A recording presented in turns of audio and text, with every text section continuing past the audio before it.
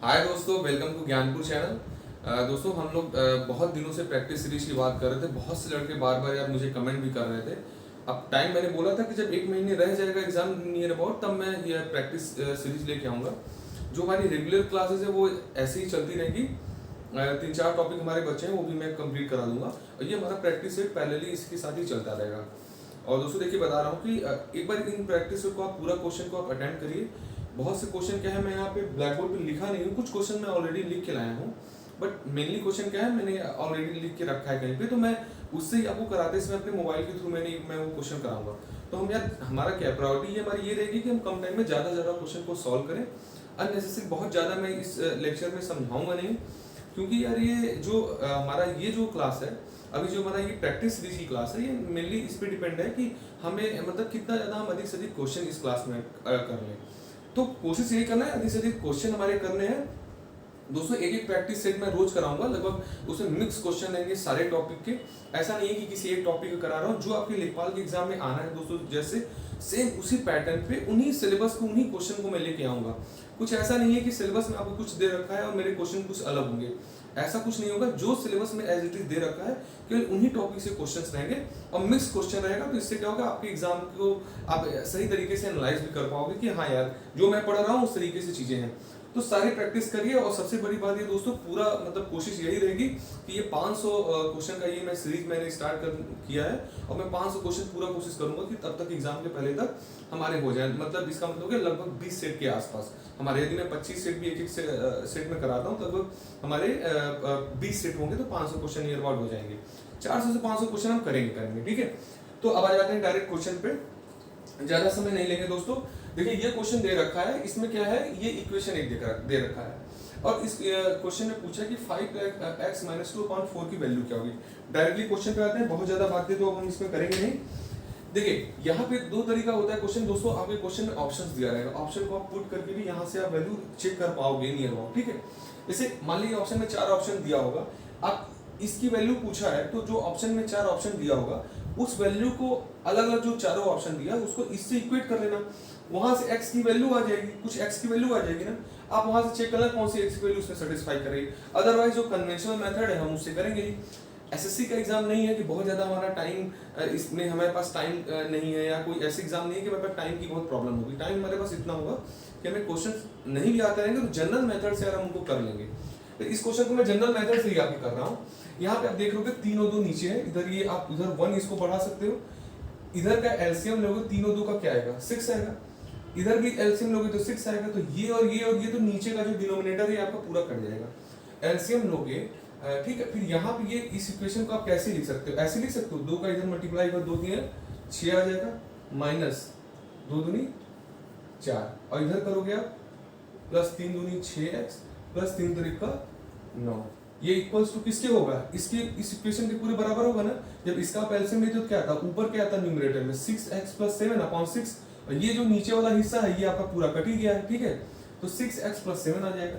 तो ये 6x + 7 आ गया।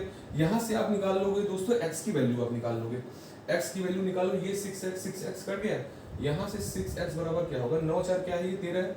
उधर जाएगा तो क्या हो जाएगा, 9 4 आपका क्या हो जाएगा, 13 हो जाएगा। उधर जाएगा आपका तो 7 माइनस करके आ जाएगा,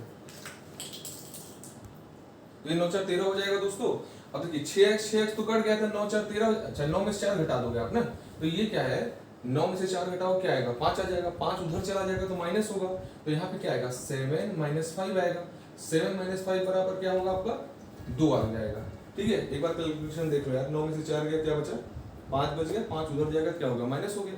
तो 7 में 5 गया, 2 बच गया। x की वैल्यू क्या आ जाएगी यहाँ से, 1/3। अब ये x की वैल्यू यहाँ पे आप पुट कर दो यार, 1/3 की जगह पुट कर दो, तो ये क्या हो जाएगा, 5/3 - 2 आ जाएगा। 5/3 - 2 है ना ये, तो आप यहाँ पे इसको सॉल्व कर दो। तो 5/3 है, इधर जाएगा क्या होगा, -6 आएगा।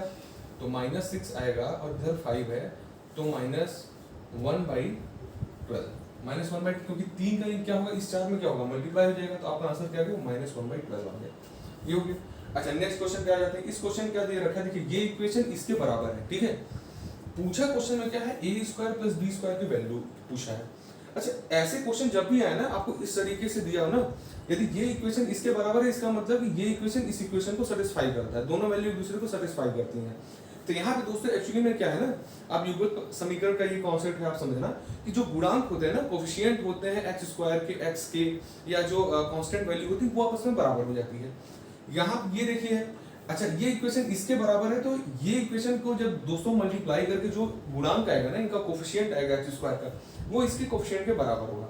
यहाँ पे आप ये समझो, ये ax है, यहाँ पे भी ax है, आपका मल्टीप्लाई होगा तो आपका क्या आ जाएगा, ए स्क्वायर इंटू एक्स स्क्वायर, ये इसमें मल्टीप्लाई होगा तो क्या आएगा आपका, अच्छा देखिए हमको क्या है, ए स्क्वायर और बी स्क्वायर की वैल्यू चाहिए ना, तो आपको एक चीज समझ में आ रहा होगा कि ए स्क्वायर कैसे आएगा, ए स्क्वायर इंटू एक्स स्क्वायर कैसे आ गया आपका, इस तरीके से आ गया जब इसका इसमें मल्टीप्लाई करेंगे। बी स्क्वायर और प्लस बी स्क्वायर कैसे आएगा, कहां से, B square into Y square कैसे आएगा आपका, जब बी वाई में इस बी वाई से मल्टीप्लाई होगा तभी तो कहीं B square into Y square आएगा। इतना बात आप समझ गए रहोगे कि यहाँ पे अब देखो एक्स स्क्वायर का कोफिशिएंट 4 दिया है ना, यदि हम इस इक्वेशन से एक्स स्क्वायर का कोफिशिएंट निकाल लें तो डायरेक्ट उसकी वैल्यू क्या होगी, वो 4 के बराबर हो जाएगी। तो यहाँ पे ax से यहाँ पे ax से मल्टीप्लाई होगा, क्या होगा, ए स्क्वायर एक्स स्क्वायर होगा। ये यहाँ पे आप by देख रहे हो, इधर by है, मल्टीप्लाई होगा क्या होगा, B square into Y square आएगा। अच्छा अब यहाँ से आप देख रहोगे इस इक्वेशन में और कोई एक्स स्क्वायर बनेगा क्या, जब x में x से मल्टीप्लाई होगा तभी एक्स स्क्वायर बनेगा, y से y मल्टीप्लाई होगा तो ही y स्क्वायर बनेगा, और कोई एक्स स्क्वायर और y स्क्वायर नहीं बनेगा।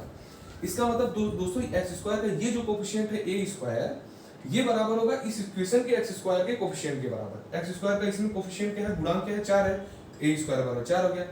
b square into Y square है ना, तो y स्क्वायर का कोफिशिएंट यहाँ पे क्या है, 9 है, यहाँ पे y स्क्वायर का कोफिशिएंट क्या है, b स्क्वायर है, तो यहाँ पे b स्क्वायर बराबर क्या होगा, 9 हो जाएगा।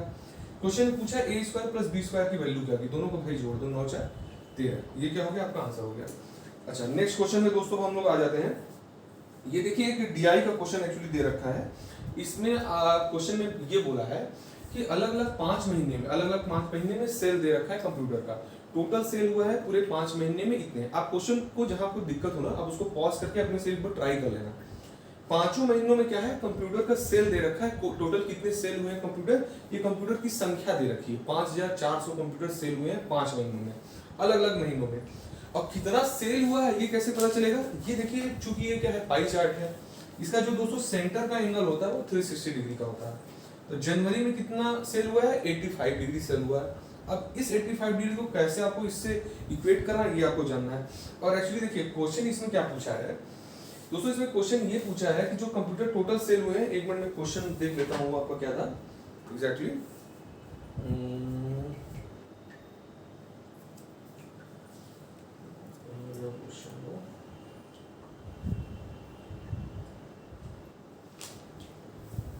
हाँ दोस्तों देखिए इसमें क्वेश्चन ये पूछा था ना कि कंप्यूटर से जो टोटल 5 महीने में ये सेल हुए हैं ना, पूछा था कि किस मंथ में, कौन सा ऐसा मंथ है जिसमें कंप्यूटर की जो सेलिंग है टोटल 5 महीनों में जितने कंप्यूटर सेल हुए हैं उसके 25% से ज्यादा है, 25% से मोर देन 25% सेल हुआ है। अच्छा आप यहाँ पे देख लोगे, इसका 25% तुम निकालोगे, पहले तो 5400 का 25% निकालोगे तो क्या आएगा, इसका 1/4 कर दो आप, 25% मतलब क्या है, इसका 1/4 कर दोगे, तो इसका 1/4 करोगे 1350, 25% इसका क्या आएगा, 1350 आएगा। मतलब अब आपको ये बताना है ऐसा कौन सा महीना है जिसमें कंप्यूटर का सेल 1350 से ज्यादा है। आप जानते हो कि जब सेंटर एंगल 360 है सेंटर एंगल, और ये बराबर है कितने के, 5400 के, ये इसके 5400 के तो बराबर होगा ना। और आप ये जान रहे हो कि यहाँ पे यदि मैं इसका 1/4 करूं तो क्या आएगा, 1350 आएगा यही वैल्यू, और इसका 1/4 करूं तो वैल्यू क्या आएगी, 90 डिग्री। इसका मतलब इसका आंसर क्या होगा दोस्तों, कि वो मंथ होगा इसका आंसर जिसमें कंप्यूटर की सेलिंग 90 डिग्री से ज्यादा हुई हो। क्वेश्चन में क्या पूछा था कि कौन सा ऐसा मंथ है जिस मंथ में कंप्यूटर की सेलिंग टोटल सेलिंग के 25% से ज्यादा हो। 85% जनवरी में ये आंसर होगा नहीं, 45% फरवरी में आंसर होगा नहीं, मई में 77%, अप्रैल में 77% बोला 77 डिग्री, अप्रैल में 54 डिग्री, और मार्च में 99 डिग्री से हुआ है। 99 डिग्री आप जब निकालोगे तो क्या होगा, 1350 से थोड़ा ज्यादा आएगा सेलिंग, तो क्या होगा हमारा मार्च क्या हो जाएगा, आंसर इसका हो जाएगा। अच्छा इस क्वेश्चन में दोस्तों एक क्वेश्चन और है, देखिए मैंने 3 के बाद 5 लिखा है, 4 नहीं लिखा है। चौथा क्वेश्चन इसका एक्चुअली क्या है दोस्तों, इस क्वेश्चन में क्वेश्चन और पूछा हुआ था कि ये बताना कि यदि टोटल जो 5 महीने की सेलिंग 5400 कंप्यूटर की है, तो बताना था कि जनवरी और फरवरी में जो टोटल कंप्यूटर सेल हुए हैं इनका डिफरेंस कितना होगा, इन दोनों का डिफरेंस कितना होगा। आप जान रहे हो कि जनवरी में 85 डिग्री सेल हुआ है, फरवरी में 45 डिग्री सेल हुआ। एक काम ये कर सकते हो कि 5400 का एक बार 85 डिग्री निकालो, एक बार 5400 का 45 डिग्री निकालो और फिर उन दोनों को घटा दो। एक तरीका ये है कि इन दोनों को घटा के डायरेक्ट उसकी डिग्री की वैल्यू निकाल लो। जनवरी और फरवरी में टोटल कंप्यूटर सेल का डिफरेंस पूछा है, दोनों का डिफरेंस क्या होगा, 40 डिग्री। अब आपको पता है 40 डिग्री कंप्यूटर का सेल है, तो 5400 टोटल सेल है, 40 डिग्री मतलब 40/360। यहाँ 100 नहीं करते, यदि यहाँ परसेंटेज दिया होता तो हम 100 करते नीचे, बट यहाँ पे डिग्री दे रखा है। अब यहाँ पे टोटल डिग्री क्या होती है, पाई चार्ट में सेंटर की वैल्यू जो दोस्तों होती है 360 होती है, 40/360 कर देंगे, ये कट जाएगा, 4 9 36 आ जाएगा, और 9 से इसको काट दो, 9 6 54। तो टोटल दोस्तों जो है जनवरी और फरवरी के महीने में जो कंप्यूटर के सेल का डिफरेंस है वो 600 कंप्यूटर का है। पांचवा क्वेश्चन पे आ जाओ। ये क्वेश्चन दे रखा है, इसका जो मल्टीप्लिकेशन है इसमें एक्स स्क्वायर और एक्स के गुणांकों का योग पूछा है। सेम यही वाला क्वेश्चन है, बस वैल्यू अलग है। इसमें क्वेश्चन इस टाइप के भी आपके बनेंगे। हो सकता है कि क्या करेगा, क्वेश्चन को और थोड़ा कॉम्प्लेक्स दे देगा, एक्स की पावर क्यूब दे देगा, 4 देगा, एक बड़ा आपको मल्टीप्लिकेशन करना रहेगा, फिर अरेंज करके इसके गुणांकों का योग निकालना रहेगा।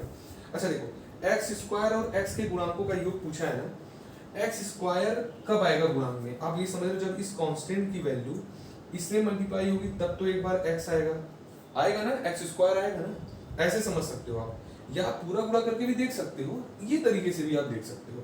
मैं बता रहा हूँ, जैसे ऐसे कर लो आप, ये पहले 5x को ले लो, 5x इसमें x है ना, अब इसको एक्स स्क्वायर बनाने के लिए क्या करना पड़ेगा, इस इक्वेशन में जहां भी x होगा उसमें मल्टीप्लाई कर दो, एक्स स्क्वायर का गुणांक आएगा।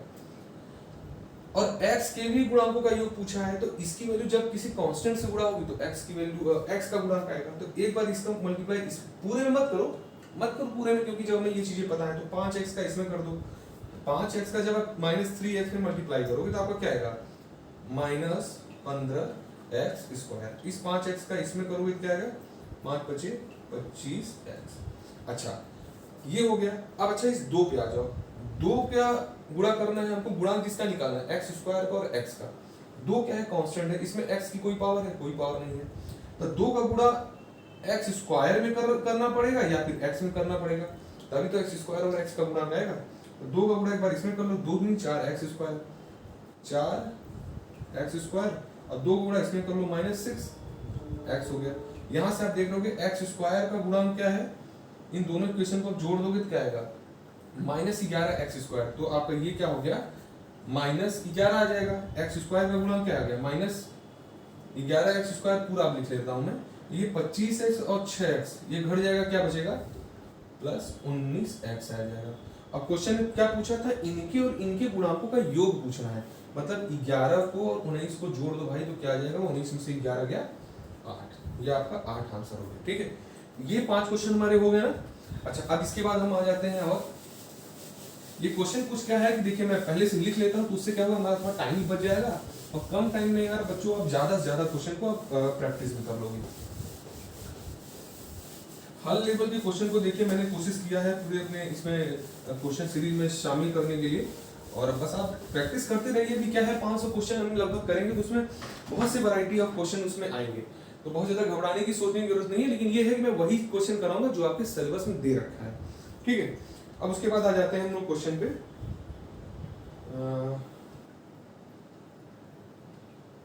एक क्वेश्चन देखिए दोस्तों, ये दिया है, देखिए क्वेश्चन मैंने बहुत से अलग अलग पेपर से अलग अलग जगह से इकट्ठा किया है, हाँ वही क्वेश्चन को मैंने गैदर किया है जो कि आपके सिलेबस के अकॉर्डिंग है। क्वेश्चन है दोस्तों ये कि 28 सेंटीमीटर व्यास वाले वृत्ताकार पिज्जा का, क्वेश्चन क्या दे रखा है, अब पिज्जा सब लोग खाते ही होंगे भाई, ठीक है, तो इसमें क्या बोला है, 28 सेंटीमीटर व्यास वाले वृत्ताकार पिज्जा का 1/4 भाग पूरे पिज्जा से निकाल दिया जाता है। पिज्जा खाते होगे भाई, पिज्जा क्या है, ये है आपका पिज्जा हो गया, ठीक है, छोटा पिज्जा बना दिया है, ये क्वेश्चन है आपका, ये पिज्जा हो गया, ठीक है।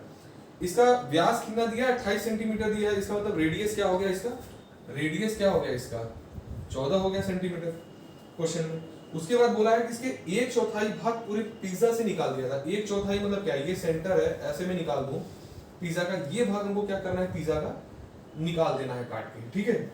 फिर पूछा है शेष जो पिज्जा बचता है दोस्तों उसका परिमाप पूछा है।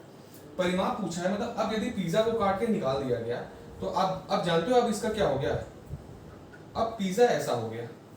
इस पिज्जा की आपको क्या निकालनी है, परिमाप निकालना है। परिमाप आप जान रहे हो कि परिमाप निकालने के लिए हमको क्या करना पड़ेगा। अच्छा ये पूरा पिज्जा है, पूरे पिज्जा का यदि मैं परिमाप की बात करूं, पूरे पिज्जा यदि पिज्जा पूरा होता तो क्या होता इसका परिमाप, 2 पाई आर होता, 2/7 और आर क्या है 14। यदि पूरा पिज्जा होता तो ये इसका परिमाप होता। हमने क्या किया है, इसे आप देख रहे हो कितना हिस्सा काटा है, 1/4 काट लिया। भाई किसी एक भाग में से आप 1/4 काट लोगे तो बचेगा कितना, 3/4 ही तो बचेगा ना। तो अब जो परिमाप बचा है वो क्या है, इस पूरे इक्वेशन का, इसका पूरे का क्या है, 3/4 ही तो बचा है, ये परिमाप बचा है। तो मतलब ये हिस्सा जो है ना दोस्तों, मतलब यहां से लेके यहां तक का जो हिस्सा है इसका परिमाप ये है, ठीक है। अच्छा अब आप देख रहे हो कि ये हिस्सा भी तो परिमाप में ऐड हो रहा है, ये भी तुम्हारा क्या है, परिमाप क्या होता है, चारों तरफ की उसकी लंबाइयों का योग परिमाप होता है। ये हिस्सा भी तो बचा है, ये हिस्सा क्या था, इसका रेडियस ही तो था ना, ये इसका रेडियस ही तो था। तो 14 ये हो गया भाई, 14 आपका ये हो गया, तो प्लस कितना हो गया, 14 28 सेंटीमीटर।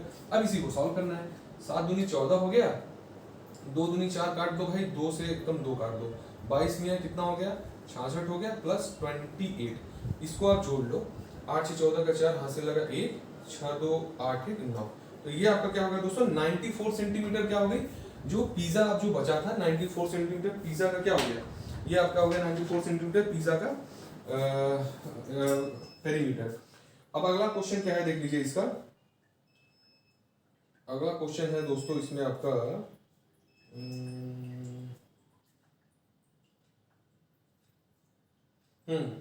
क्वेश्चन दोस्तों ये है कि कोट की दर्जन की, हाँ दोस्तों देखिए क्वेश्चन क्या है कि 1 दर्जन नोटबुक की कीमत जो उसका अंकित मूल्य है, जो उस पर कोट किया गई वैल्यू है वो क्या है 125 रुपए। 1 दर्जन मतलब क्या है, 12 नोटबुक की कोट की गई वैल्यू, जो अंकित वैल्यू है वो क्या दे रखी है क्वेश्चन में, 125 दे रखी है, ठीक है। अब बोला है कि इस पे 20% का छूट उपलब्ध है, तो बताओ कि 75 रुपए में कितने नोटबुक खरीदे जा सकते हैं। क्वेश्चन में क्या दे रखा है, बात समझ जाओ। क्वेश्चन में बोला है कि 1 दर्जन नोटबुक की कीमत जो है, अंकित मूल्य जो है उस पर 125 रुपए है, इसको खरीदने पे आपको 25% की छूट दी जा रही है। तो 75 नोटबुक की वैल्यू पूछा है कि यदि आपको 75 नोटबुक नहीं, 75 रुपए में आप कितने नोटबुक खरीद सकते हो, 75 रुपए में आप कितने नोटबुक खरीद सकते हो, ये क्वेश्चन पूछ रहा है। अब आप ये समझो 12 नोटबुक का अंकित मूल्य क्या है 125 रुपए, इसलिए 25% का क्या दे रहा है, डिस्काउंट दे रहा है, डिस्काउंट दे रहा है 25% का ना। तो डिस्काउंट क्या होता है, डिस्काउंट हमेशा दोस्तों अंकित मूल्य पे मिलता है। अभी मैं प्रॉफिट लॉस नहीं पढ़ा है फिर भी आपको बता दे रहा हूं, डिस्काउंट क्या होता है दोस्तों, अंकित मूल्य पे मिलता है, और प्रॉफिट जो परसेंटेज होता है वो कॉस्ट प्राइस पे मिलता है। तो डिस्काउंट क्या है, अंकित मूल्य पे मिलता है ना। तो 125 में से यदि मैं 25% डिस्काउंट घटाऊंगा तो हमको जो वैल्यू आएगी वो सेलिंग प्राइस आएगी। तो 125 का 25% क्या है, इतना रुपया क्या है, 25% डिस्काउंट दे रहा है ना। तो ये जो वैल्यू होगी क्या होगी, ये 100 रुपया होगी यहाँ पे। तो ये 100 रुपया क्या होगी, ये सेलिंग प्राइस है आपकी, 100 रुपया सेलिंग प्राइस है। अब आप इतनी बात समझ जाओ कि भाई 100 रुपए में आप कितने नोटबुक पहले खरीद रहे थे, 12 नोटबुक खरीद रहे थे। क्वेश्चन ने पूछा क्या है, 75 रुपए में आप कितने खरीद सकते हो, तो 12/75 आप खरीदोगे, सॉरी 12/100 करोगे और इंटू 75 कर दो यहाँ पे, 25 3 75, 25 चौका 100, 4 3 12, तो टोटल कितने हो गए 75 रुपए में आप कितने नोटबुक खरीद सकते हो, 9 नोटबुक खरीद सकते हो। देखो जिनको यार दिक्कत हो रही, मैं बोल रहा हूँ ना, आप क्वेश्चन को क्या करो ना, पॉज करके आप आराम से उसको देख लो, क्वेश्चन को आप दोबारा समझ लो, अपना ट्राई कर लो, उसके बाद फिर मैं जो सॉल्यूशन बता रहा हूँ आप इसको देखो। जरूरी नहीं कि आप पूरा सॉल्यूशन ही आप मेरा देखने लगो, पहले अपने से खुद से ट्राई करो तो उससे ज्यादा अच्छा रहेगा, ठीक है। और क्वेश्चन क्या पूछा है दोस्तों, एक जहां ये क्वेश्चन है आपका x⁴ plus x² plus 1 upon x² plus x plus 1। बोला है कि इस इक्वेशन को क्या करना है, सरल करना है। क्या करना है, सरल करना है, सिंप्लीफाई करना है, ठीक है। देखिए ये जो क्वेश्चन है इसके चार ऑप्शन आपके आपके दोस्तों एग्जाम में दिए रहेंगे ना। एक्चुअली ये क्या है क्वेश्चन बहुत ही गजब की प्रॉपर्टी। ये तो 6 क्वेश्चन था, वो 7 था, ये हमारा कौन सा क्वेश्चन था, ये 8th क्वेश्चन है, ठीक है। अब इसमें क्या होता है दोस्तों, देखिए एक फार्मूला होता है, आप इसी फार्मूले का आप लिख सकते हो कि जो दोस्तों ये जो होता है ना, आप इसको याद कर लेना, ये प्रॉपर्टी है, इसको ये वाली बात नहीं, इसको प्रॉपर्टी आप याद कर लेना। एक्स स्क्वायर प्लस की power 4 plus x square plus 1 है, इसका एक प्रॉपर्टी होता है दोस्तों, हम इसको ऐसे लिख सकते हैं, x square plus x plus 1, दूसरे ब्रैकेट में x square minus x plus 1, ये लिख दोगे। और नीचे वाले को क्या लिख दोगे, जो आपका एग्जैक्टली दे रखा है। तो भाई ये तो आपका ये कट गया ना, तो बचा कितना, x square minus x plus 1, ये आपका आंसर आ गया। देखिए ये क्वेश्चन आपके अलजेब्रा के क्वेश्चन है, जो कि आपके जो समीकरण वाला टॉपिक देख रखा है उसमें इस तरीके से क्वेश्चन सिंप्लीफाई करने के लिए आ सकता है, ठीक है। तो प्रोबेबिलिटी हम हर चीजों की लेके चल रहे हैं। ये 8th क्वेश्चन हो गया आपका। उसके बाद दोस्तों में आ जाते हैं और भी क्वेश्चन हमारे हैं। देखिए क्वेश्चन ये दे रखा है इसमें भाई कि हाँ एक समलम है दोस्तों, एक समलम का परिमाप दे रखा है 104। परिमाप क्या दे रखा है समलम का परिमाप दे रखा है 104 सेंटीमीटर। यदि उसके दोनों असमानांतर भुजाएं, जो भुजाएं असमानांतर हैं, उसकी लंबाइयां कितनी दे रखी है, 18 सेंटीमीटर और 22 सेंटीमीटर। और क्या दे रखा है, उनकी ऊंचाई, समलम की जो ऊंचाई दे रखी है उसकी ऊंचाई क्या है, हाइट क्या दे रखी है 16 सेंटीमीटर। और समलम का दोस्तों क्या इसमें पूछा है, क्षेत्रफल पूछा है, एरिया पूछा है इसमें समलम का। तो आप क्या करोगे, समलम बना लो पहले। समलम की प्रॉपर्टी मैंने जो ज्योमेट्री क्लास मैंने देखे होंगे भाई, उनको एक एक चीज मैंने बताया, कितनी प्रॉपर्टीज मैंने एक एक टॉपिक में बताया है। आमने सामने की भुजाएं क्या होती है, आपस में समानांतर होती है। दो भुजाएं कोई आमने सामने की क्या होती है, समानांतर होती है, और दो भुजाएं आपस में असमानांतर होती है, ठीक है। तो ये जो असमानांतर भुजाएं है ना, इनकी लंबाइयां दे रखी है 18 और 22 दे रखा है, ठीक है। पूरा परिमाप कितना दे रखा है, 104 दे रखा है। अब ऊंचाई जो दे रखी है 16 दे रखी है, ये 16 दे रखी है। इसका क्षेत्रफल ज्ञात करना है। आप याद रखो कि जो समलम का जो परिमाप होगा क्या हो गया, इस भुजा इस भुजा इस भुजा इस भुजा की लंबाइयों का योग होता है। टोटल जो दोस्तों परिमाप है वो क्या है, 104 है ना। टोटल जो परिमाप है वो 104 सेंटीमीटर दे रखा है। ये जो भुजा दोनों का क्या योग कितना हो जाएगा, सम कितना हो जाएगा आपका, 40 सेंटीमीटर आ जाएगा। जब टोटल भाई टोटल जो होता है, टोटल जो परिमाप 104 है, दो भुजाओं का जो सम है वो कितना है, 40 दे रखा है आपके में। तो बाकी जो दो भुजाएं हैं उनका योग क्या आ जाएगा, 104 में से 40 घटा दोगे तो क्या आ जाएगा, 64 आ जाएगा। मतलब ये जो पैरेलल साइड है ना, इनके भुजाओं का योग क्या दे रखा है, साइड का सम क्या है, 64 हो गया। क्षेत्रफल क्या होता है समलम का, 1/2 a plus B into H, ये फॉर्मूला होता है। a प्लस बी क्या होता है, समानांतर जो भुजाएं होती है, पैरेलल जो साइड होते हैं उनकी भुजाओं का सम होता है, साइड्स का सम होता है। इसकी वैल्यू हमने 64 ये निकाल रखी है ना, तो 1/2 इंटू 64, एच क्या दे रखा है, 16 दे रखा है। ये काट दो, 32 आ गया, 16 दूना 32 के 2 हाथ से लगा 3, 16 3 48, 49 50 51 512 आ जाएगा। 512 आपका आंसर आ गया, 512 सेंटीमीटर स्क्वायर आपका आंसर हो गया इसका, ठीक है। ये हमारा क्वेश्चन नंबर क्या था, 9 था। अब 10वें क्वेश्चन पे आ जाते हैं। 10वां क्वेश्चन ये है कि दिए गए पदार्थ का बहुलक ज्ञात करना है। भाई बहुलक किसका ज्ञात करना है, 5 7 9 3 7 3 7 5 7, इनका बहुलक ज्ञात करना है। ऐसे क्वेश्चन जब भी बहुलक क्या है, जल्दीबाजी में आप गलत कर दोगे, क्योंकि आपके पेपर में देखिए ये जो क्वेश्चन आएगा ना, ऐसे 5-6 वैल्यू नहीं दे रखी रहेगी, 7-8 हो सकता है, 10 12 15 वैल्यू वो दे रखे हो बहुलक निकालने का।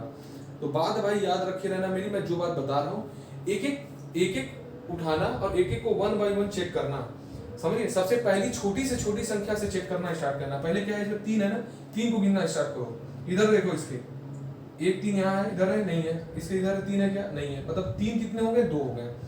3 कितने हो गए हमारे, 2 हो गए। अब देखो 4 है क्या, कोई 4 नहीं है। 5 है ना, 5 को इधर कोई 5 है नहीं, इधर देखो 5 भी क्या है, 2 है, 5 भी 2 है। 6 है क्या, 6 कोई नहीं है। 7 है क्या, 1 2 3 4, 7 कितने हमारे, 4 हो गए। 8 नहीं है, 9 बचा, 9 एक ही है। 7 क्या हो गया हमारा, 7 हमारा इसमें बहुलक हो गया, ठीक है। 10 क्वेश्चन हो गया था, ये हमारा 11 क्वेश्चन पे आ जाते हैं। 11वां क्वेश्चन आपका भाई देखिए, इसमें ये दे रखा है x प्लस 3y बराबर 9 दे रखा है। क्या दे रखा है, x प्लस 3y बराबर 9 दे रखा है। और क्वेश्चन में आपके पूछा है x माइनस 5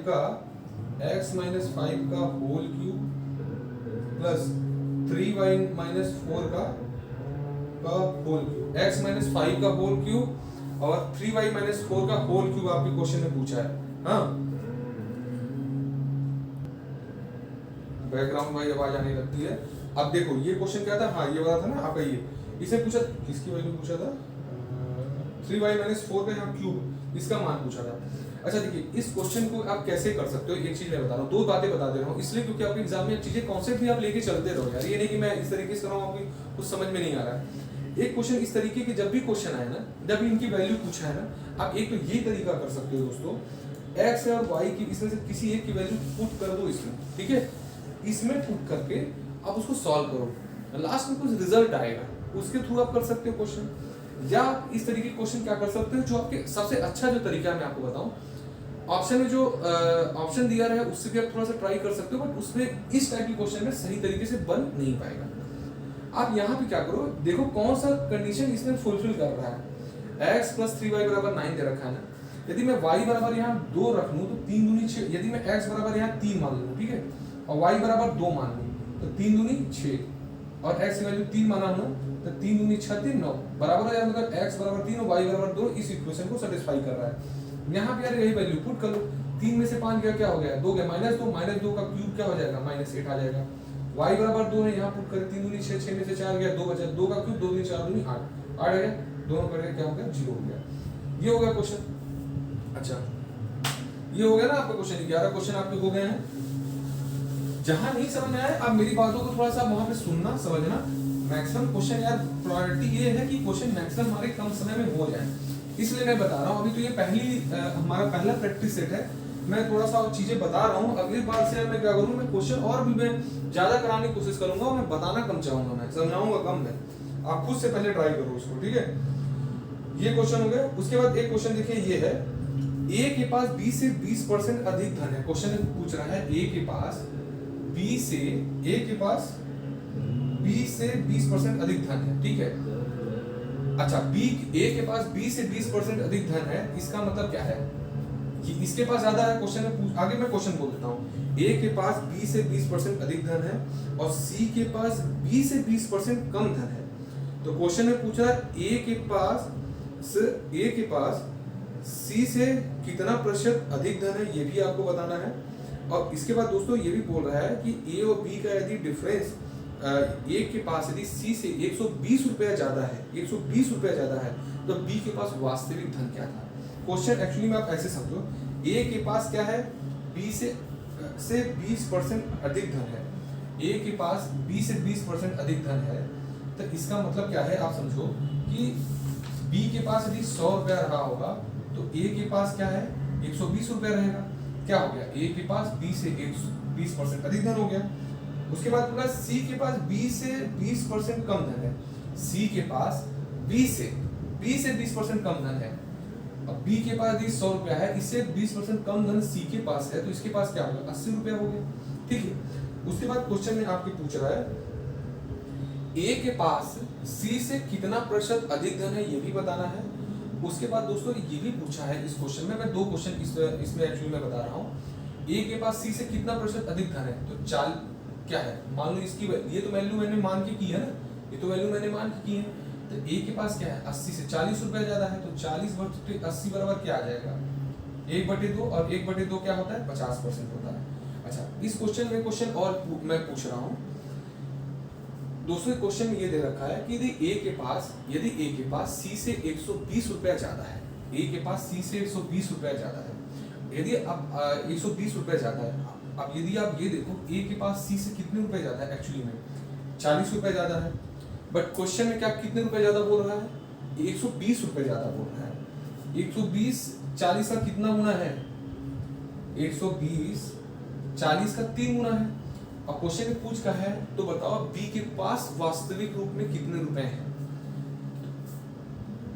ये 120 हो गया ना, तो 100 भी जो हमारी वैल्यू होगी, बी के पास जो दोस्तों वास्तविक धन है, ये भी क्या होगा, 300 हो जाएगा। 300 हो गया, ये बात आप समझ में आ गया होगा क्वेश्चन अच्छे से आपको। जो चीज जितना गुना हो जाएगी दोस्तों, ये क्या है, ये जो 120 100 और 80 है, ये एक्चुअली में पैसे हैं नहीं जो ए बी सी के पास में है, ये एक तरीके से रेशियो है। रेशियो है ना, तो रेशियो जितने गुना होगा एक्चुअल वैल्यू भी आपको उतने गुना हो जाएगी। आप ये क्वेश्चन समझ गए होंगे। उसके बाद दोस्तों हम आ जाते हैं, अगला क्वेश्चन हमारा क्या है, हाँ, क्वेश्चन ये है कि 20 वस्तुओं का जो क्रय मूल्य है x वस्तुओं के विक्रय मूल्य के बराबर है, यदि लाभ परसेंट 25 है तो x का मान बताना है। 20 वस्तुओं का क्रय मूल्य x वस्तुओं के विक्रय मूल्य के बराबर है। तो आप ऐसे समझो कि 20 वस्तुओं का क्रय मूल्य x वस्तुओं के विक्रय मूल्य मतलब सेलिंग प्राइस के बराबर है। तो यहाँ पे आप देखोगे CP अपन SP क्या है, 20 बटे x आ जाएगा ना। CP बटे SP क्या हो जाएगा, CP बाई SP x बटे 20 हो जाएगा ना यार, ये x बटे 20 आ जाएगा। और क्वेश्चन में क्या बोला है, यदि लाभ 25% हो तो x का मान बताना है। लाभ कितना बोल रहा है, प्रॉफिट कितना बोल रहा है दोस्तों, 25%। 25% मतलब क्या होता है, 1/4। 1/4 का मतलब क्या है, यदि 25% लाभ है, यदि किसी चीज को 4 रुपए में आप खरीद रहे हो और उस पर 1 रुपए का प्रॉफिट है, तो उसकी सेलिंग प्राइस क्या होनी चाहिए, 5 रुपए होनी चाहिए। 25% प्रॉफिट क्या बताता है कि आपने 4 रुपए का कोई सामान खरीदा है तो उस पर 1 रुपए प्रॉफिट होगी, तो आप उसको 4 में 1 जोड़ दोगे तो सेलिंग प्राइस क्या हो जाएगी। विक्रय मूल्य क्या होता है, कॉस्ट प्राइस प्लस प्रॉफिट। तो सेलिंग प्राइस क्या हो जाएगी, कॉस्ट प्राइस 4 है, प्रॉफिट 1 है, तो 4 1 5, सेलिंग प्राइस कितनी होगी, 5 हो गई। अब आप क्वेश्चन में देख रहे होगे सेलिंग प्राइस क्या है आपकी, सेलिंग प्राइस क्या है 20 है ना, बट एक्चुअली में सेलिंग प्राइस क्या है 5 है ना। तो आप यहाँ पे ये चीज समझ सकते हो कि नहीं कि 5 का ये कितना गुना है, ये 20 जो आया है 5 का कितना गुना है, 5 का 4 गुना है। सेलिंग प्राइस क्या होगी, आप इसको ऐसे लिख सकते हो ना, ऊपर क्या है कॉस्ट प्राइस x की वैल्यू कितनी दे रखी है 4/5, इसको आप ऐसे लिख सकते हो ना। कॉस्ट प्राइस और सेलिंग प्राइस का रेशियो क्या हो गया 4/5, 5 चौका 20।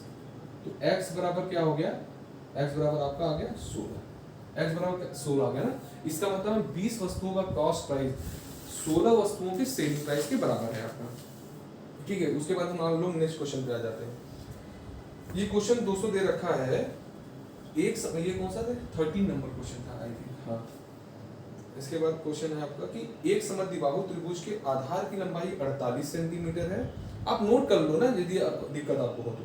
समद्विबाहु त्रिभुज के आधार की लंबाई 48 सेंटीमीटर है, क्षेत्रफल उसका 168 सेंटीमीटर है, तो समान भुजाओं में से किसी एक की लंबाई बताना है। अब क्वेश्चन देखो, समद्विबाहु त्रिभुज है ना, समद्विबाहु त्रिभुज की कितनी प्रॉपर्टी होती है वो मैंने सब डिस्कस किया है अपने ज्योमेट्री के लेक्चर में, बहुत ही मैंने डिटेल उसको पढ़ाया हुआ है। समद्विबाहु त्रिभुज है, इसके क्या होगी, आमने सामने भुजाएं क्या होती है, आपस में बराबर होती है। दोस्तों मैंने बताया था समद्विबाहु त्रिभुज में जो परपेंडिकुलर डाला जाता है वर्टेक्स से सामने आधार की भुजा पे, ये भी इसको क्या करता है, बराबर भागों में क्या करता है, डिवाइड करता है। बराबर भागों में क्या कर रहा है, डिवाइड करता है। ठीक है, अच्छा इसकी वैल्यू क्या दे रखी है, आधार की लंबाई 48 है, ये 48 है ना पूरी, डिवाइड कर रहा है ना, तो ये कितनी हो जाएगी, ये यहाँ से यहाँ तक 24 हो जाएगी और ये यहाँ से यहाँ तक 24 हो जाएगी। और क्वेश्चन में आपके पूछ रहा है इसका क्षेत्रफल 168 सेंटीमीटर है, एरिया क्या दे रखा है 168 सेंटीमीटर का स्क्वायर दे रखा है। अब पूछा है समान भुजा, जो समान भुजाएं हैं उनकी लंबाई क्या है, ये पूछा। अच्छा आप ये देख रहे हो कि किसी भी त्रिभुज के क्षेत्रफल का फार्मूला क्या होता है, क्षेत्रफल क्या होता है 1/2 बेस इंटू हाइट होता है ना। बेस क्या है हमारा 48 है ना, बेस कितना है हमारा, बेस कितना है हमारा 48 है।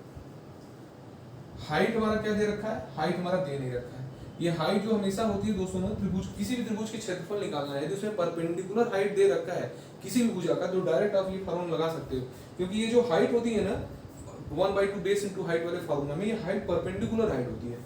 1/2 बेस इंटू हाइट कर दिए, ये किसके बराबर हो गया 168 के, जो आपके क्वेश्चन में ऑलरेडी दे रखा है। अच्छा आप इसको काटोगे ना, 2 24 में 48 आ गया। ठीक है, अच्छा देखो ये कटेगा जरूर यार, पक्की बात है। तो आप इसको कर दो 24, 12 दूनी 24 करो, 12 कम 12, 12 चौक 48, 2 7 एच बराबर कितना आ गया, एच की वैल्यू आपकी आ गई भाई 7 आ गई। यहाँ पे एच की वैल्यू 7 है, ये वैल्यू 24 है, ये वैल्यू 7 है। तो ये क्या, इसमें क्या आप पाइथागोरस थ्योरम नहीं लगा सकते हो, 7 24 है तो एक ट्रिपलेट बनाता है, 7 24 और 25 का एक ट्रिपलेट होता है। पाइथागोरस थ्योरम से भी निकाल सकते हो, ये ट्रिपलेट याद है तो उससे भी। ये वैल्यू आपकी क्या आ गई 25 आ गई। एक भुजा की लंबाई कितनी आ गई, जो समान भुजाएं हैं आपस में उसकी लंबाई क्या आ गई 25 सेंटीमीटर आ गई। ठीक है, ये 14 नंबर क्वेश्चन था। 15 नंबर क्वेश्चन पे आ जाते हैं। दे रखा है दोस्तों क्वेश्चन में, एक वर्ग का क्षेत्रफल किसी एक वृत्त के क्षेत्रफल का 16/पाई है। एक वर्ग का क्षेत्रफल किसी एक वृत्त के क्षेत्रफल का 16/पाई है, तो वर्ग की भुजा और वृत्त के व्यास में अनुपात क्या होगा। आप क्वेश्चन सब जान गए, अब देखो समझो, एक वर्ग का क्षेत्रफल, अच्छा ये वर्ग है, चलो ये वर्ग मान लो, इसका क्षेत्रफल क्या होता है, ए स्क्वायर होता है। उसके बाद क्वेश्चन में क्या दे रखा है, एक वृत्त है, वृत्त का क्षेत्रफल दोस्तों क्या होता है, वृत्त का क्षेत्रफल पाई आर स्क्वायर होता है, ठीक है। वर्ग का जो क्षेत्रफल दे रखा है क्वेश्चन में, वो वृत्त के क्षेत्रफल का 16/पाई है, 16/पाई है वृत्त के क्षेत्रफल का। इसका मतलब दोस्तों यदि इसका क्षेत्रफल 1 है तो इसका क्षेत्रफल क्या होना चाहिए, 16/पाई होना चाहिए। ये बात समझ में आ रही है कि नहीं? क्वेश्चन ने बोला है कि वर्ग का जो क्षेत्रफल है वो वृत्त के क्षेत्रफल का 16/पाई गुणा है। 16/पाई है, इसका मतलब क्या है, 16/पाई गुणा है। जैसे मैं एक एग्जांपल देके बता रहा हूँ, जैसे मैं बोलता हूँ कि मेरी आय सामने वाली कोई भी बंदा है उसकी आय से 2 गुना है, तो इसका मतलब उसका यदि आय 1 रुपए है तो मेरी आय 2 रुपए है। मैं बोलूँ कि मेरी आय जो है वो राम की आय से 5 गुना है, तो यदि राम यदि 100 रुपए कमाता होगा तो मैं उसका 5 गुना 500 रुपए कमाता होगा। वही बात यहाँ पे, वर्ग का क्षेत्रफल वृत्त के क्षेत्रफल का 16/पाई है, मतलब वृत्त का क्षेत्रफल 1 है तो वर्ग का क्षेत्रफल क्या है, 16/पाई है। अनुपात किसका किसका पूछा है, वर्ग की भुजा और वृत्त के व्यास में अनुपात पूछा है। हमें क्वेश्चन में अनुपात क्या पूछा है, वर्ग की भुजा क्या है, ए है, वृत्त का व्यास क्या होता है, 2r होता है। यही हमको पूछा है क्वेश्चन में, वर्ग की भुजा और वृत्त के व्यास का अनुपात पूछा है। अच्छा, यदि यहाँ पे हम इस इक्वेशन को यदि हम यहाँ पे हम सॉल्व करें इसको, तो हम ये लिख सकते हैं a square upon pi r square बराबर 16/पाई इंटू 1। यही हो गया ना, इसके अपॉन इसके करेंगे तो 16/पाई अपॉन 1 आएगा। वही चीज मैंने यहाँ लिख दिया है। पाई पाई कटेगा कि नहीं भाई, पाई पाई कटेगा। यहाँ से आप देखोगे a बाई आर की वैल्यू क्या आएगी, इन दोनों का स्क्वायर रूट हो जाएगा, तो a बाई आर क्या आ जाएगा, a बाई आर क्या आ जाएगा, 4/1 आ जाएगा। a बाई आर क्या आएगा, 4/1। लेकिन हमें क्वेश्चन में पूछा क्या है, a बाई 2r की वैल्यू पूछा है। यदि a बाई 2r करेंगे तो यहाँ भी तो 2 आएगा, 2 दूनी 4 कटेगा कि नहीं भाई, तो क्या आएगा, 2/1 आ जाएगा, 2/1 इसका रेशियो आ जाएगा। ये क्वेश्चन हो गया। अब आ जाते हैं हम लोग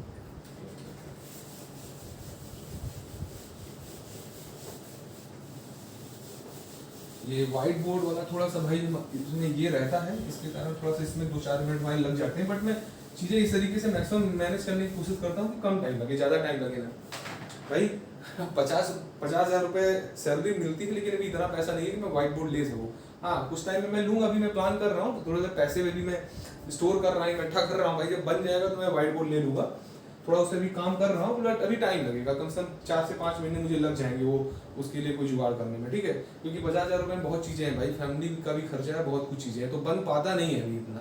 वो लगता है 50,000 रुपये, लेकिन आप जब फैमिली में आ जाओगे तो फिर आपके पैसे बचते नहीं है, ठीक है। तो ये हो गया। अब हमारा कौन सा क्वेश्चन था, 16 नंबर क्वेश्चन था कि 15 था, 15 था या 16 था यार, जो भी था, ठीक है, मतलब 16 था, ठीक है। क्वेश्चन ये दे रखा है दोस्तों, किसी त्रिभुज का एक कोण 130 अंश है, कोई भी त्रिभुज है, चलो मैंने ये त्रिभुज बना लिया, इसका एक कोण 130 अंश है, ठीक है। क्वेश्चन में बोला है कि त्रिभुज का एक कोण कोई 130 अंश है, तो शेष दोनों कोणों के समद्विभाजक के बीच बने कोण की माप क्या होगी। बाकी जो 2 कोण है उनके समद्विभाजक से जो कोण बनता है उसका मान पूछा है। बाकी ये 2 कोण में इसका समद्विभाजक क्या होगा, ये होगा। समद्विभाजक क्या होता है, दोनों कोण को बराबर भागों में बांटता है। इसका समद्विभाजक ऐसे से होगा, ये क्या होगा, बराबर होगा। ये जिस बिंदु पे काट रहे हैं इसकी वैल्यू पूछ रहा है कि इसकी वैल्यू क्या होगी। जब मैं आप लोगों को पढ़ा रहा था इन सेंटर वाला कॉन्सेप्ट बता रहा था, तो वहाँ पे ये सब चीज़ें मैंने बहुत अच्छे से डिस्कस किया हुआ है। इसको प्रॉब्लम हो आप एक बार वहाँ से देख लेना। ऑर्थो सेंटर और आपका सर्कम सेंटर हो गया, इन सेंटर हो गया, सेंट्रॉइड, इतने अच्छे तरीके से क्लियर किया कि आपको ये डाउट नहीं होगा। तो इनका ये जो कोण बनता है दोस्तों, ये क्या होता है, इसका मैंने डायरेक्ट फॉर्मूला बताया था कि 90 + 1/2 a होता है। कि a कौन सा होता है, इस एंगल की वैल्यू a होती है। a का मान क्या दे रखा है, 130 दे रखा है ना, तो इसका मान इसका मान क्या होता है, ये x मान लो यदि, तो x बराबर क्या होगा, 90 + 1/2 a, ये क्या है, a है। तो 90 + 1/2 करेंगे, इसका क्या आएगा, इसका 55 आएगा ना, नहीं 65 आएगा, सॉरी 65 आएगा। तो इसमें आप ऐड कर दो, कितना आ जाएगा, 155 डिग्री, 155 डिग्री आ जाएगा, इसका आंसर हो जाएगा। उसके बाद आ जाते हैं हम 17 नंबर क्वेश्चन पे।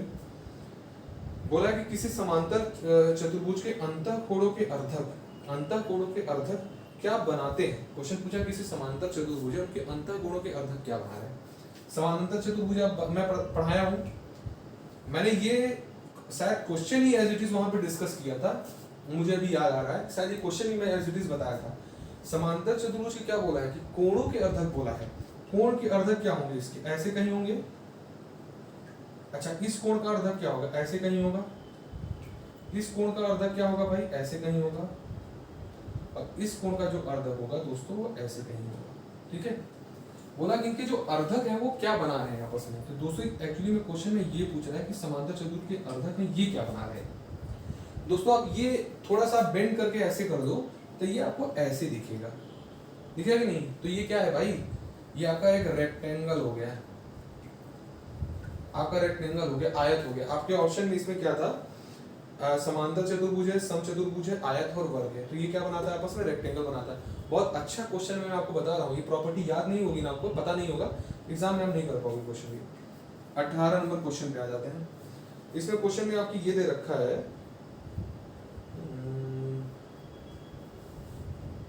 क्वेश्चन दोस्तों दे रखा है, संख्याएं दे रखी 10, 8, 5, 3, 9, 6, 12, 14, 13, 7 और 1। इसका क्या पूछा है, माध्यिका की वैल्यू पूछी है। क्या पूछा है इसमें, माध्यिका पूछा है।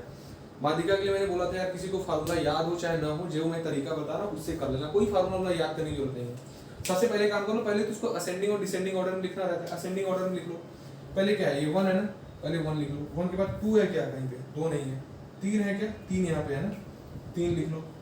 अच्छा 4 है क्या, कहीं पे 4 नहीं है ना, 4 कोई बात नहीं। 5 है क्या, 5 है, 5 लिख लो। 6 है क्या, 6 है ना, 6 लिख लिए। 7 है क्या, देख लो 7 है। 8 है क्या, 8 है। 9 है क्या, इसमें देख लो 9 है। 10 है क्या, 10 है, 10 है यहाँ पे। 11 है क्या भाई, इसमें 11 नहीं है। 12 है क्या, 12 है। 12 के बाद 13 भी है, 14 भी है। तो 12 लिख लिया मैं, 13 लिख लिया, 14 लिख लिया। अच्छा मैं ऐसे क्यों लिखा हूँ पता है, मैं इसलिए इसको इस तरीके से लिखा हूँ, थोड़ा टाइम लगाया, बस लिखा क्यों मैं, एग्जाम में मोस्ट मैं बता रहा हूँ ना, बहुत ज्यादा प्रोबेबिलिटी रहेगी ये क्वेश्चन आपके जल्दीबाजी में गलत हो जाएंगे और फिर बाद में बहुत अफसोस आपको इस बात का होगा, क्योंकि ये ऐसे डेटा मिक्स दिया रहेगा, आप कोई एक चीज को अरेंज करके आप लिख नहीं पाओगे या आप मिस कर जाओगे, आपका आंसर वहीं पे यार गलत हो जाएगा। तो ये बात यार ध्यान देना, मैं जैसे काउंट किया हूँ ना आप वैसे ही एज इट इज लिखना। और एक चीज और कर लेना, लास्ट में इधर की संख्या लिखने के बाद गिन लेना कि जो क्वेश्चन में दे रखा था वही मैंने लिखा है क्या। तो गिन लो 1 2 3 4 5 6 7 8 9 10 11। 1 2 3 4 5 6 7 8 9 10 11 है ना। ये इसके लिए बता रहा हूँ ना, कुछ चीजें प्रोसेस होती हैं, आपकी गलतियां ना होने की, आप जल्दीबाजी में करोगे गलतियां हो जाएंगी। यहाँ पे n बराबर क्या है, 11 है। इसमें आप वो फॉर्मूला लगा सकते हो कि n+1/2 पद का मान क्या होगा, वो आपका मीडियन होगा। या एक तरीका मैंने और बताया था, फार्मूला की जरूरत नहीं है, एक एक वर्ड बीच से आगे पीछे से काटना स्टार्ट कर दो, जो लास्ट में बचेगा वही हमारा क्या होगा, माध्यिका हो जाएगी। ये आपका क्या हो गया दोस्तों, ये आपकी मीडियन हो गई। ये क्वेश्चन हो गया खत्म। अब इसके बाद हम आ जाते हैं 19 नंबर क्वेश्चन पे। हमारा दोस्तों क्वेश्चन दे रखा है, ये तो क्वेश्चन हमने करा लिया था अभी। हाँ, एक दोस्तों दे रखा क्वेश्चन कि एक अर्धवृत्ताकार खिड़की का व्यास जो है वो 49 सेंटीमीटर है, तो इसका परिमाप बताना। अर्धवृत्ताकार खिड़की है भाई, अर्धवृत्ताकार खिड़की है, ठीक है। इसका व्यास क्या दे रखा है, इसका व्यास दे रखा है 49 सेंटीमीटर। व्यास क्या होता है, ये पूरी वैल्यू होती है। तो इसका परिमाप पूछा है यार। वो पिज्जा वाला क्वेश्चन हम लोगों ने अभी किया था ना, वो पिज्जा वाला क्वेश्चन करने के बाद ये क्वेश्चन कुछ नहीं है, वो ज्यादा अच्छा क्वेश्चन था, वो उसमें लोग जो सिली मिस्टेक कर देते हैं। तो पिज्जा वाला क्वेश्चन तो ज्यादा बढ़िया था इससे, बट ठीक है कर लेते हैं। अर्धवृत्ताकार खिड़की का व्यास क्या है, 49 सेंटीमीटर है। इसका परिमाप पूछा है, परिमाप पूछा है। अच्छा देखो, पूरा यदि सर्किल रहता तो उसका परिमाप क्या होता है, पूरा परिमाप रहता है 2πr, बट सर्किल यहाँ पे क्या है, आधा है। तो इस पूरे हिस्से का ये जो पूरा हिस्सा है इसका परिमाप क्या होगा, πr होगा। πr मतलब क्या होता है, 22/7 इंटू r। r कितना है, 49/2, 49/2। ये तो इतने हिस्से का परिमाप आ गया, बट परिमाप में क्या होता है, चारों साइड का क्या होता है, सम होता है ना। तो ये भी तो बचा ना, ये कितना है, +49 कर लो, ये क्या होगा, 7 7 49 आ गया। 2 इधर में 22 आ गया, 11 7 77 + 49, 9 7 16 86 लगा 1, 7 4 11 12, 126। कहीं भाई मिस्टेक हो गया कैलकुलेशन तो देख लेना है ना, ठीक है। तो ये 126 हो गया। अब आ जाते हैं 20 नंबर क्वेश्चन पे, ठीक है। वही देखिए, एग्जाम में आपको कोई पहाड़ कुछ नहीं आने वाला है, ऐसी चीजें आएंगी थोड़ा सा प्लस माइनस होती आएंगी। अभी हम बहुत सेट करेंगे, बहुत टाइप के क्वेश्चन करेंगे, बस आप करते रहिए। एक क्वेश्चन देखिए दे रखा है, पहले आप लोग अपने से भी इस क्वेश्चन को ट्राई करना। दे रखा है, एक खेत में कुछ मुर्गियां हैं भाई, कुछ बकरियां हैं, जिनके सिरों का योग, ठीक है, उनका हेड काउंट जो है वो 77 है, और उनके पैरों की संख्या कितनी है, 248 दे रखी है। तो खेत में मुर्गियों की संख्या पूछी है। देखिए भाई क्या है, कुछ मुर्गियां हैं, ठीक है, ठीक है भाई, चलो कुछ मुर्गियां हैं, मुर्गियों को मैं एम लिख दिया, या हेन या एच लिख लो, ठीक है। कुछ बकरियां हैं, गोट है, जी लिख दिया हमने, ठीक है। मुर्गियों की और बकरियों की जो संख्या है वो दोस्तों क्या है, इन सबको तो सर तो एक ही होता है ना, कि सर दो दो होते हैं, किसी को एक सर किसी को दो सर होता है भाई, सबको सर क्या होता है, एक ही होता है। इनका हेड काउंट दे रखा है ना, मैं मान लिया मुर्गियों की संख्या x है और गोट की संख्या क्या है, y है, ठीक है, ठीक है। ये आपके क्वेश्चन क्यों, क्योंकि आपके सिलेबस में युगपत समीकरण दे रखा है, वो एक्चुअली इसी टॉपिक का क्वेश्चन है कि आप क्या यहाँ पे आप ये चीज अप्लाई कर पा रहे नहीं। तो इनकी संख्या x मान लिया, गोट की संख्या हमने क्या मान लिया, y है। सबको सर तो एक ही होता है ना, तो इनका और इनका सम क्या होगा, टोटल हेड काउंट के बराबर होगा, सर के योग के बराबर होगा। वो क्या दे रखा है, 77 दे रखा है, मतलब x + y = 77। बोला इनके पैरों की संख्या 248 है। अच्छा, मुर्गियों को कितने पैर होते हैं, बकरियों को कितने होते हैं भाई, मुर्गियों को क्या होते हैं, 2 होते हैं, और बकरियों के 4 होते हैं। पैर आपके इतने होते हैं ना, तो मुर्गियों के यदि भाई 2 पैर हैं तो 2x + 4y = 248। इनके पैरों की संख्या नहीं बराबर होगा। मैं मान लेता हूँ यदि x है तो इनको यदि 2 पैर होते हैं तो ये 2x हो जाएगा पैर। इनको गोट को यदि 4 पैर होते हैं तो ये 4y पैर हो जाएगा, और टोटल पैर की संख्या कितनी दे रखी, 248 दे रखी, इसके बराबर कर लिए। अब क्या है यार, वही है इक्वेशन, कोई भी आप सॉल्व कर लो इसको, इसमें 2 से मल्टीप्लाई कर दो बराबर करने के लिए, और माइनस कर दो यहाँ पे, तो क्या होगा, कट जाएगा, ये 2y बचा, ये -2y बचेगा ना, यहाँ से -2y बचेगा, बराबर ये 2 का मल्टीप्लाई इसमें करोगे तो 75 दूना क्या होता है, 150, 76 77 154 आ जाएगा। तो 154 - 248, 248 तो 48 ये हो गया, और 46 उधर से आ गया, तो भाई आपका 47 दूना 94, 47 दूना 94, हाँ ठीक है। ये माइनस है तो माइनस माइनस कट गया, तो y बराबर क्या आ गया, 47 आ गया, y बराबर 47 है। अब इस इक्वेशन में आप देखो ना, y बराबर 47 है तो x बराबर क्या आएगा, y उधर चला जाएगा तो क्या आपका बचेगा, 57 67 77, x बराबर क्या आ गया, 30 आ गया। तो ये मुर्गियों की संख्या क्या होगी, x बराबर 30 होगी। इस क्वेश्चन को दोस्तों हम एवरेज से, मिक्सर एंड एलिगेशन से, कई मेथड्स हम इस क्वेश्चन को सॉल्व कर सकते हैं। अभी बहुत से क्वेश्चन आएंगे, मैं बताऊंगा, क्योंकि ये चूंकि मैं बोला हूँ ये फर्स्ट क्लास है, थोड़ा सा मैं चीज़ों को समझा भी रहा हूँ, तो वीडियो हमारा बहुत बड़ा बन जाएगा। बट इस क्वेश्चन ये आएंगे, मैं आपको मिक्सर और एलिगेशन से भी इन क्वेश्चन को बताऊंगा, ठीक है। उसके बाद हम आ जाते हैं, तो हो गया। चलिए दोस्तों, आज की हम लोग क्लास में इतना ही करते हैं। ये 20 क्वेश्चन के आज हमारे सेट हुए हैं, और आगे से हम लोग 25 क्वेश्चन का ही सेट करेंगे। 2-3 क्वेश्चन हमारे और भी उसमें रह गए थे, मुझे ऐसा लग रहा है, ठीक है। तो ये चीज़ तो ये हो गया, और टाइम देखिए, अगले लेक्चर्स में यही कोशिश करूंगा कि जल्दी क्वेश्चन कराऊँ, मैं थोड़ा सा और समझाने की कम कोशिश करूंगा, कि मैं चाहता हूँ मेरे 25 क्वेश्चन जो हमारे हैं ना 30 से 35 मिनट में खत्म हो जाए, ठीक है। तो आज के लिए दोस्तों इतना ही काफ़ी है। और एक चीज़ आपसे रिक्वेस्ट करूंगा कि कुछ आपको लगता है कि मैं अपने क्लासेस में ऐड कर सकता हूँ, कि जिससे आपका भी टाइम बचे और मेरा भी भाई टाइम बचे, तो आप मुझे सजेशन अपना दे सकते हो, कमेंट में रिप्लाई कर सकते हो। कुछ चीज़ें आप यदि मुझे बताओगे, एडवाइस करोगे, तो उन्हें मैं शामिल करने की कोशिश करूंगा। लेक्चर मेरा पसंद आया तो दोस्तों और भी लोगों को शेयर करिए, चैनल को सब्सक्राइब करिए। आज के लिए इतना काफ़ी है, थैंक यू वेरी मच।